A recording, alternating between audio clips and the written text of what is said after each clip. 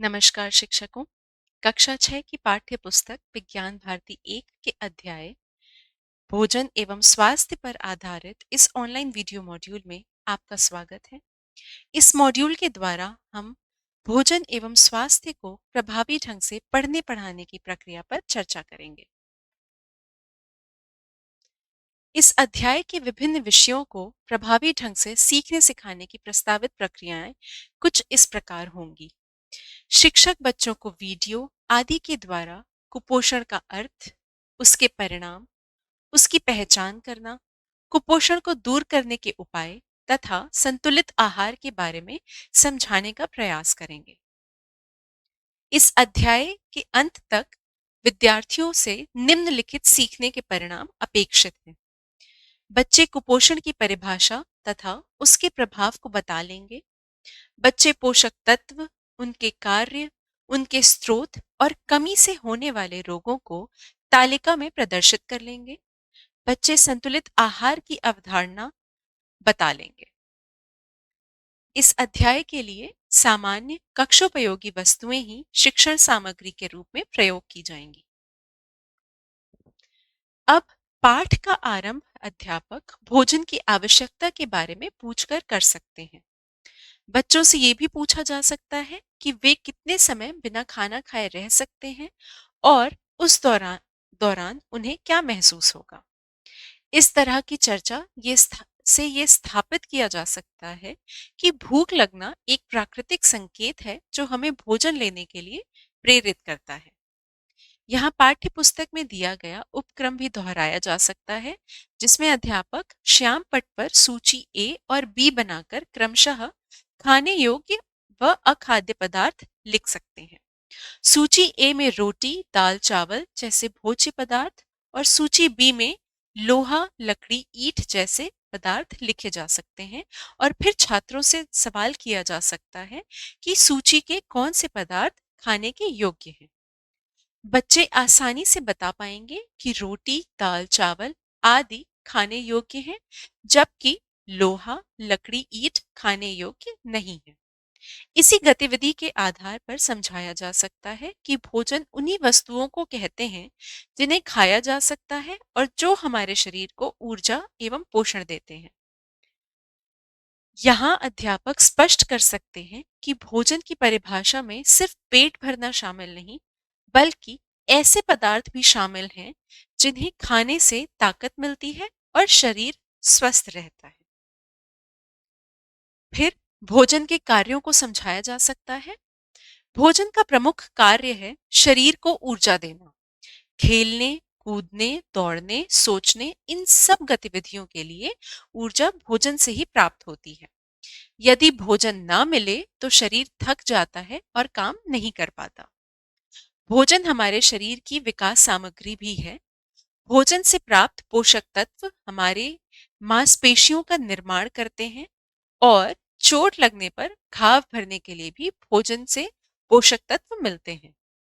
शारीरिक क्रियाएं जैसे सांस लेना, पाचन, रक्त संचार, उत्सर्जन, इनको नियमित करने के लिए भी भोजन की आवश्यकता होती है।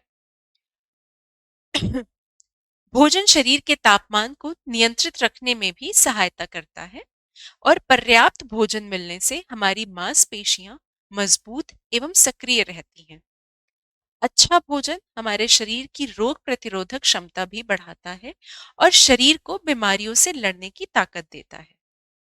इन बिंदुओं को समझाते समय रोजमर्रा के उदाहरण भी दिए जा सकते हैं, जैसे ऊर्जा के लिए सुबह का नाश्ता करने से सुस्ती महसूस नहीं होगी और शरीर निर्माण के लिए दूध पीने से हड्डियां मजबूत होंगी। साथ ही साथ ये भी बताया जा सकता है कि रोग प्रतिरोध के लिए फलों और सब्जियों का प्रयोग करना चाहिए। अब आते हैं भोजन के स्रोत पर। विद्यार्थियों को ये बताया जा सकता है कि खाना स्वयं खेत या बाजार से नहीं आता, उसे पौधों या जानवरों से प्राप्त करते हैं। इस तरह चर्चा को भोजन के दो प्रमुख स्रोत यानी पौधों और जानवर पर केंद्रित किया जा सकता है। अनाज जैसे चावल, गेहूं, मक्का, दालें, सब्जियां, फल, तेल, मसाले, चीनी आदि ये सभी हमें विभिन्न पौधों से प्राप्त होते हैं। ऐसे खाद्य पदार्थों को पादप स्रोत कहा जाता है।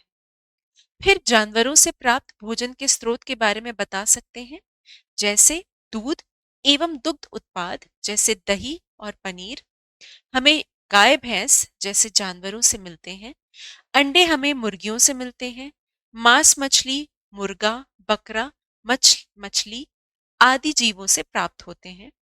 शहद मधुमक्खियों से मिलता है और ये सभी जंतु स्रोत होते हैं।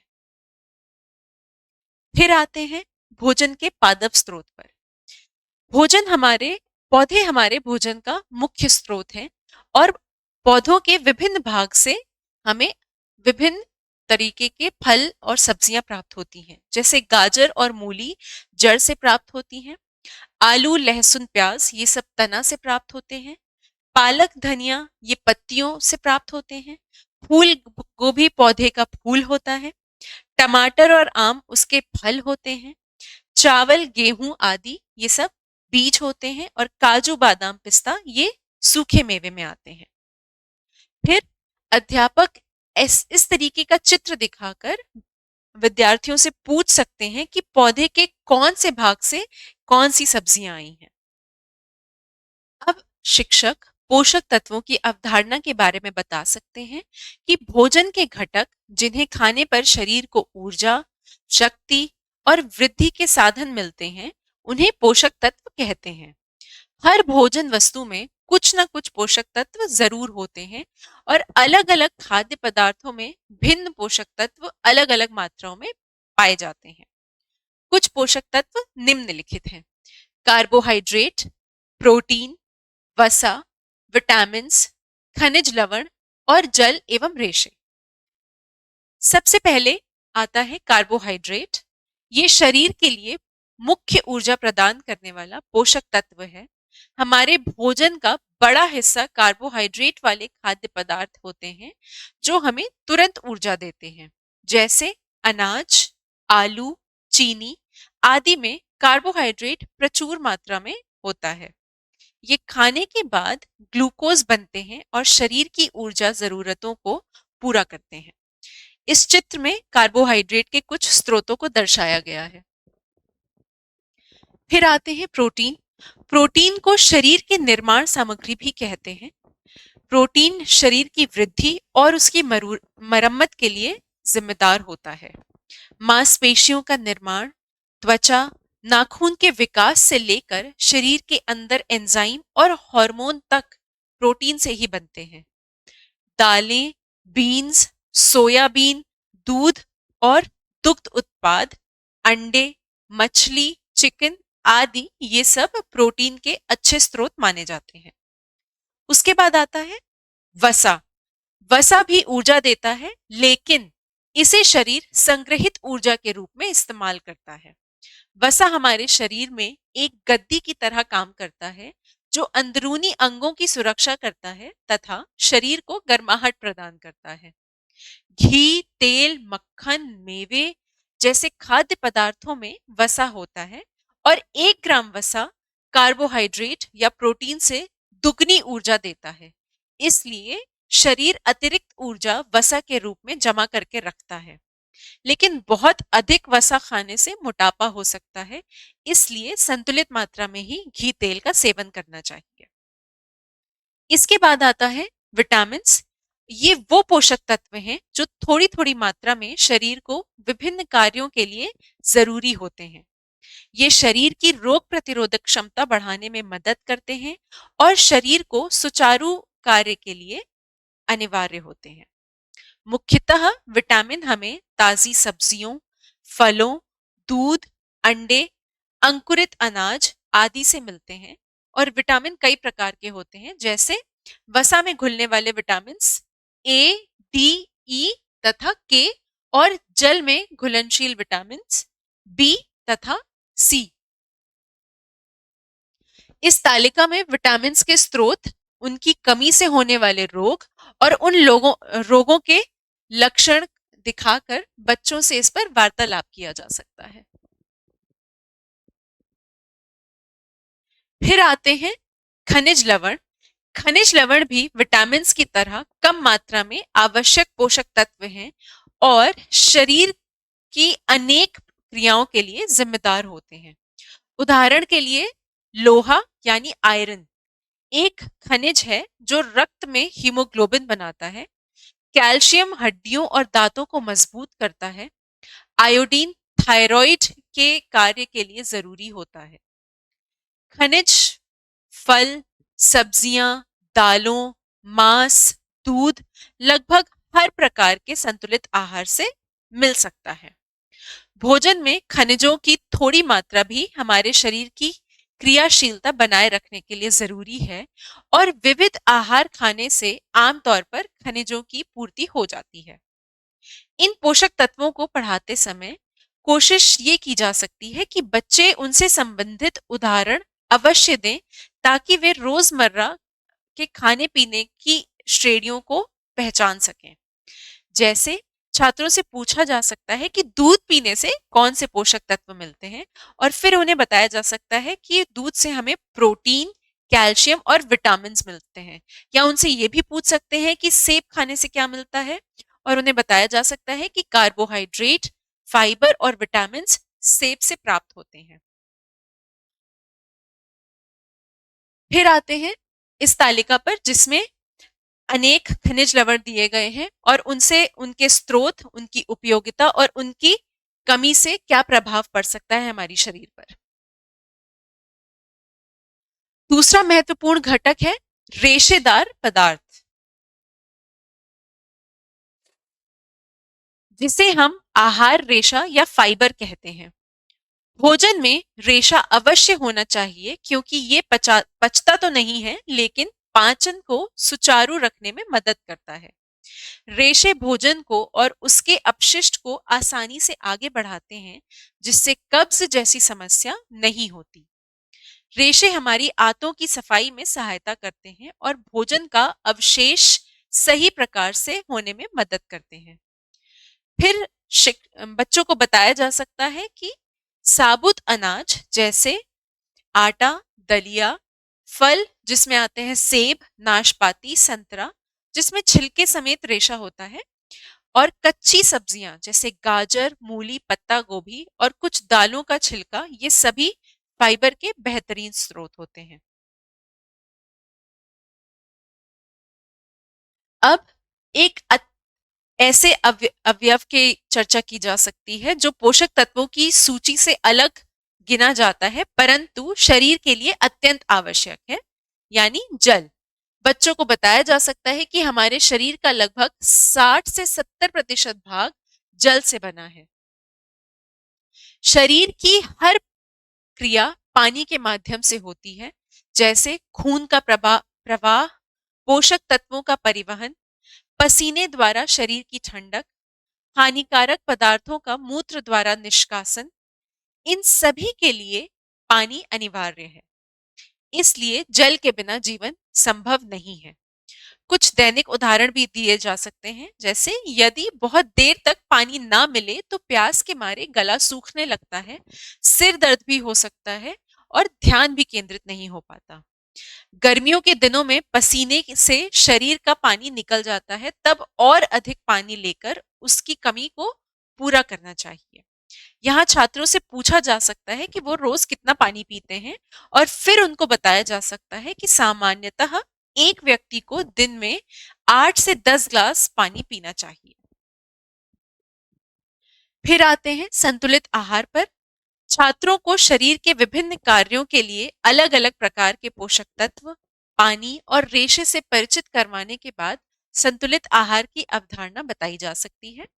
संतुलित आहार वो होता है जिसमें सभी आवश्यक पोषक तत्व जैसे कार्बोहाइड्रेट, प्रोटीन, वसा, विटामिन्स, खनिज, फाइबर और जल उचित मात्रा में शामिल हों।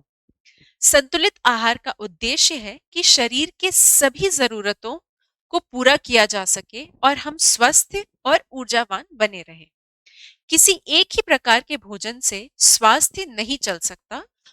भोजन में विविधता की आवश्यकता है। कक्षा में एक गतिविधि भी कराई जा सकती है जिसमें बच्चों को यह कार्य दिया जा सकता है कि वे अपने रोज के भोजन में से एक दिन का मेन्यू लिखें और जांचें कि उसमें किस चीज की कमी या किस चीज की अधिकता है। ये गतिविधि उन्हें स्वयं विश्लेषण करना सिखाएगी कि उनका आहार संतुलित है या नहीं। अब बच्चों से कुपोषण पर चर्चा की जा सकती है और उन्हें बताया जा सकता है कि जब भोजन संतुलित नहीं होता या पर्याप्त मात्रा में नहीं मिलता, तो शरीर को जरूरी पोषक तत्व नहीं मिल पाते। ऐसी स्थिति को कुपोषण कहा जाता है, यानी शरीर को उचित मात्रा में पोषण ना मिल पाना। कुपोषण के शारीरिक लक्षणों पर भी बात करी जा सकती है, जैसे शरीर की वृद्धि का रुक जाना, मांसपेशियों का सिकुड़ जाना, झुर्रियां युक्त पीले रंग की त्वचा हो जाना, शीघ्र थकान लगना, चिड़चिड़ापन तथा घबराहट होना, कमजोरी तथा शरीर का वजन कम होना और हाथ पैर पतले एवं पेट फूल जाना या शरीर में सूजन आ जाना। फिर इस तालिका में कुपोषण से जनित कुछ रोगों के बारे में बताया गया है, जिसमें पहला है मरासमस, जो प्रोटीन और कैलोरी दोनों की कमी से होता है, जिसके लक्षण हैं कमजोर शरीर, दुर्बल चेहरा, बाहर आई हुई आंखें और झुर्रीदार त्वचा। मरासमस से पीड़ित व्यक्ति कुछ इस प्रकार दुर्बल दिखाई देगा।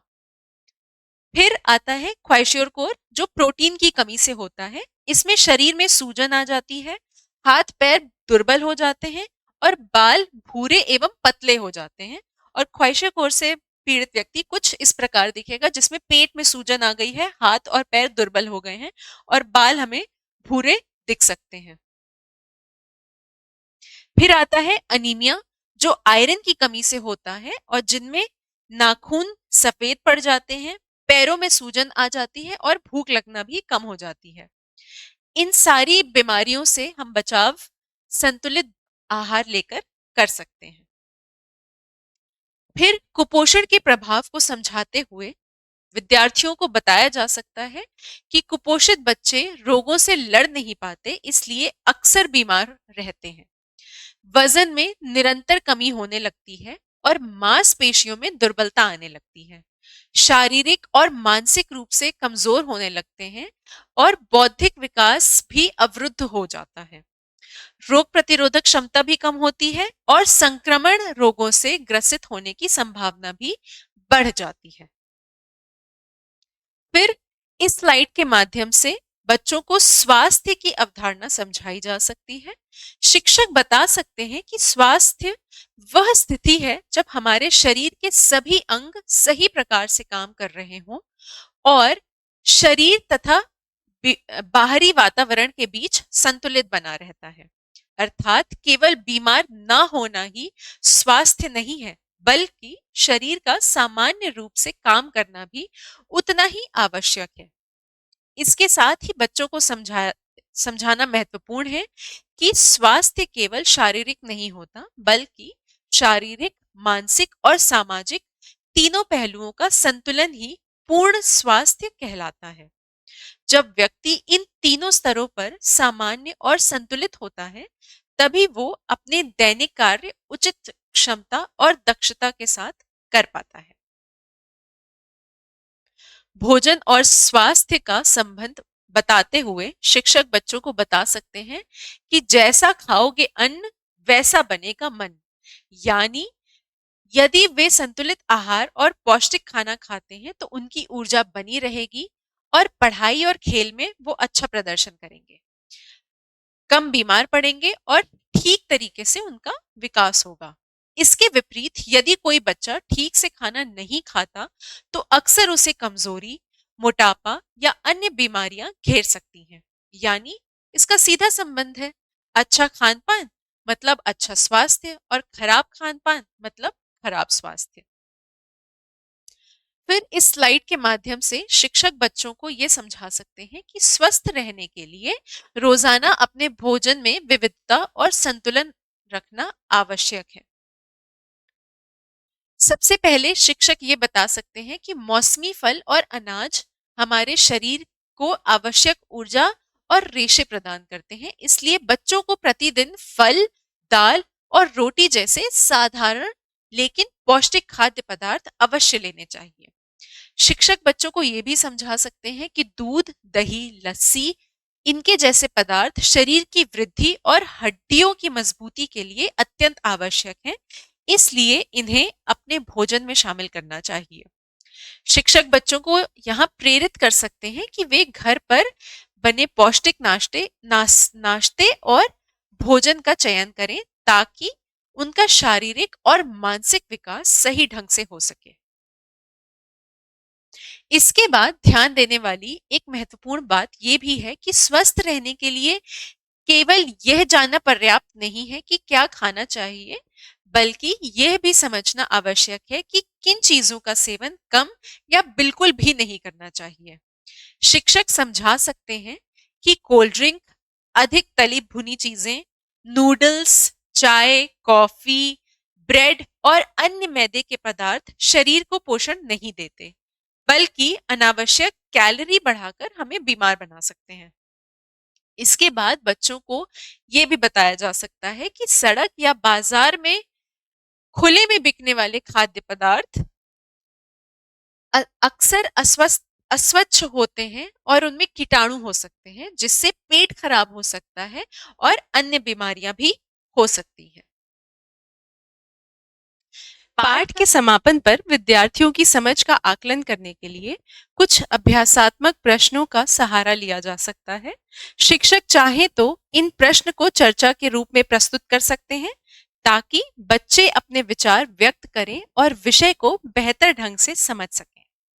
बहुत बहुत धन्यवाद।